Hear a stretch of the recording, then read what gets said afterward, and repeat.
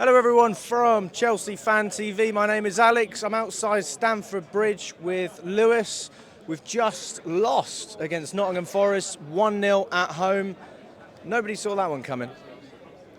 Yeah, when I said West Ham was a slap back to reality, no.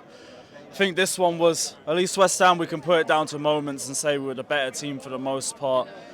This one of those games where, yeah, we had control, but we weren't scoring a goal to save our lives. 8 minutes added time was like, you could put another half, we wouldn't have finished. It's not good enough. We'll be real. The way that we played was poor. The final third was very disjointed.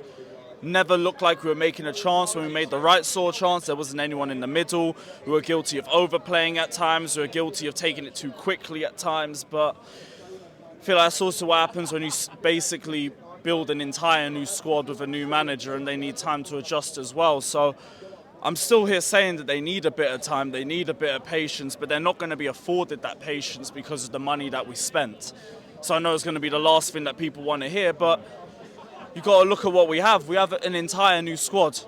There's going to be problems, there's going to be teething issues. I'm willing to see where things take us, but right now, this isn't good enough. This isn't good enough. Yeah, I mean, you talk about the fact that the team and the manager are not going to be given time, but ultimately it doesn't really matter with the fans because it's the owners who are in control. I think Bowley will give him time. Even if we have another disastrous season, I can't see them getting rid of Pochettino. We can't have another disastrous season, though. I agree with you. They're not going to get rid of Poch, and it's way too early to even have those Poch in and out debates. I'm with you on that. But we can't be out of the top four again. We've got one game a week. We should be able to use that to our advantage, and we still can. It is still only 4 games in. Can't be writing us off or anything at this point. Things can still change, but it's worrying. It's really worrying. If it's not an Enzo moment of masterclass, if it's not a Sterling moment of magic, we're not getting anything. Nicholas Jackson, he needs to be burying his chances. I feel like this is the 3rd game now where I've said there's an opportunity that he really should have finished.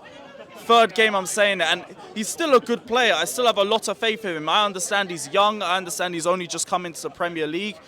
I'm not going to write him off this early. Don't take criticism as just writing somebody off, but I need him in more positions to finish. He's always involved in build-up play, and he does his job well. To be honest, if you had a conversation about playing him deeper or playing him as a winger, I'd understand it. But we're trying to play him up front. We're trying to play him as the number 9. So as much as I like the build-up play, I need him to be in positions to finish chances. Because, yeah, it is one chance that he's missed. But he's not in that position 2 or 3 or 4 times. And that's what the problem is. We're not making it a regular occurrence. So he's basically only on scraps. That needs to improve. Around the midfield, if it's not Enzo, there is no chances coming centrally. We're pushing the ball out wide, and then again, because Jackson's always involved in link-up play, he's never really in the right areas. So when we cross the ball, nobody's in there. Too many little teething problems, and that's the key word, it's teething problems. So we will rise above that. I do believe we can still do that, but today was shit. Today was shit.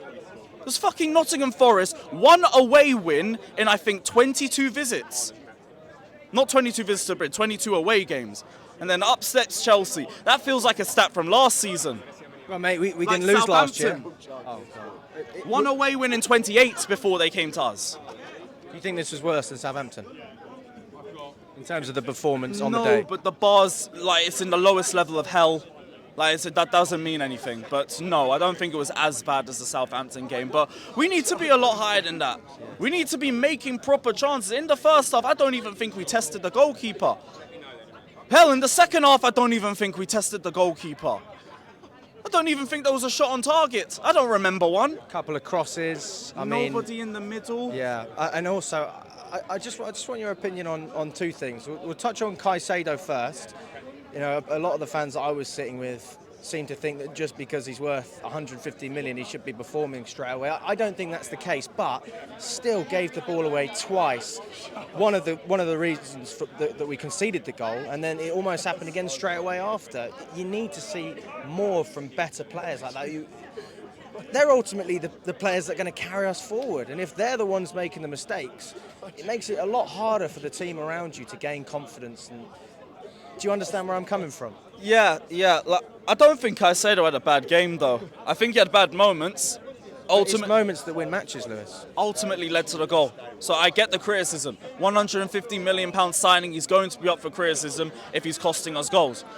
In terms of the whole 90-minute game, though, I don't think he did that much wrong. Like, I'm not going to say it's a sharpness thing. I'm not going to make an excuse like that anymore. Just needs to do better in those individual moments. But a disaster class from him. No, I agree.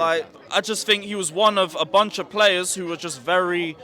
They were below the mark. Thiago Silva, another one. He wasn't at his usual best today as well.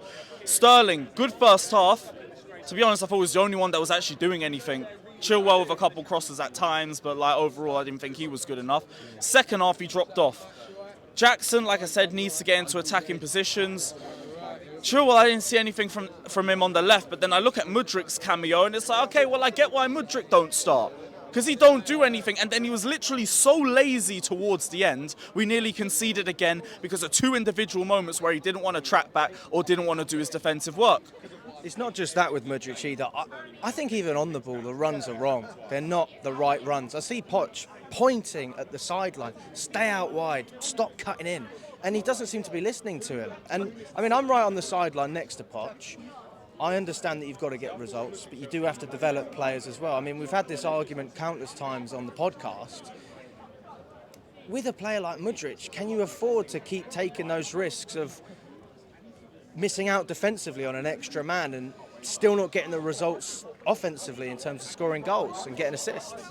Right now, it's like it's a net negative in terms of left wing because we're playing Chilwell there because he's better defensively, but he gets beaten all the time, so that doesn't work. Yeah. We want Mudryk to be better in terms of system. We don't ever give him enough game time to actually fully understand it, so he needs a run of games. But the same way, when we try and give him any sort of game time, he doesn't look good enough and doesn't do anything to justify the role.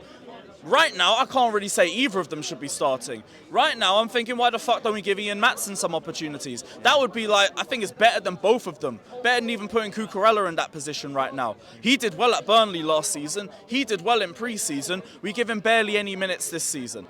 I don't understand that. And if we're talking about wanting him to re-sign as well, he's got a year left on his contract, he's not re-signing unless he sees a pathway into the first team. You're not giving him any options to get in, you're giving him 15, 20 minutes at the end of games. So how is that meant to work? Either give Mudryk some confidence, or you give Maatsen some confidence. Because Chilwell at left wing ain't working. He doesn't offer us enough consistently, and he doesn't offer us enough at the back to even debate playing him as a left back. If you had to choose between Maatsen or Mudryk, who would be your choice? Ian Maatsen. He's shown enough football IQ that you can play him on the left or the right. You can play him at left back if you want to. I will trust Maatsen over the pair of them right now.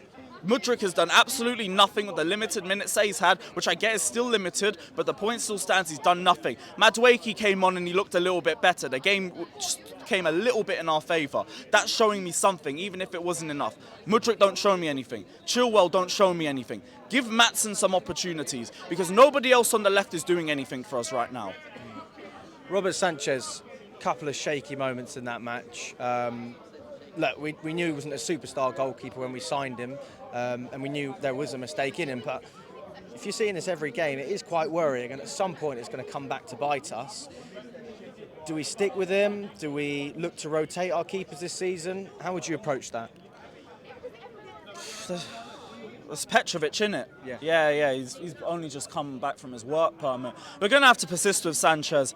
Other than like that one moment towards the end of the game, I didn't think he did anything wrong. I can't even really blame him for the goal. Silva gets nutmegged and Caicedo gives the ball away. They're much more culpable than he is. Other than catching crosses, though, he's not really shone for anything. So I think the jury's still in the air with Sanchez. I can't judge him or write him off just yet. It's the same thing I said with Nicholas Jackson. Like, yeah, he's missing chances, but he looks good enough in everything else that I can't write him off yet either. It's a case of we just have to give him a bit of time. Too many question marks in the squad already to single anybody out. Like, I think we need the whole team to grow. We need the whole team to get a better understanding of each other. Hopefully that comes after the international break, because if it doesn't come soon, the fixtures are only getting harder. Villa, Arsenal, Tottenham, Man City. That's what we got to face in October and November. We got to be ready by then, and we got to use these games as opportunities to build that confidence. And right now we're not doing it. But hopefully we can change after the international break. Yeah, and just your thoughts on Cole Palmer. Obviously he made his debut today. How did you think he played? Threw into a fire. literally just thrown into a fire, and I don't think you could expect him to, at his age as well, to literally put the team on his back and to try and take us out of that. Had one or two nice dribbling moments, didn't lose the ball too much. Nice little debut, but just didn't really amount for anything. I wish he came in a better climate. Just literally got thrown into a fire today, but not really much to go off with that performance. Plus, especially with Nottingham Forest parking the bus the whole second half, you would have been hard to get anything from him anyway. Fair enough. Thank you, mate. Bless.